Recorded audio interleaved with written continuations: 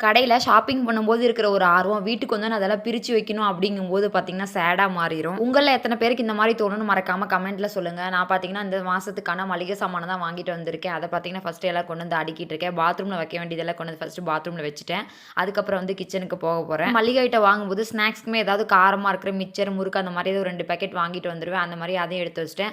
அதே மாரி பாலு, தயிரு, முட்டை இதுவுமே மளிகை ஐட்டம் கூடயே சேர்த்து வாங்கிட்டு வந்துருவேன். வீட்ல இருக்கா இல்லையான்னு செக் பண்ணிட்டு, அதே மாரி தான் முட்டையுமே வாங்கிட்டு வந்திருந்தேன். ஸோ, அதையுமே எல்லாம் அடுக்கி வச்சுட்டுருக்கேன். அடுத்து ஸ்கூலுக்கு பார்த்தீங்கன்னா, ஹெல்தி ஸ்நாக்ஸ் தான் குடுக்கணும்னு சொல்லியிருப்பாங்க இல்லையா? அதனால டெய்லி வந்து ஃப்ரூட்ஸ் குடுக்க முடியாது. அப்படி ஃப்ரூட்ஸ் இல்லாத அன்னைக்கு இந்த நட்ஸ வந்து குடுத்து விடுவேன். ஸோ, நான் வந்து அளவா தான் வாங்கிப்பேன். ஏன்னா, இது விக்கிற விலைக்கு அதிகமா வாங்க முடியாது.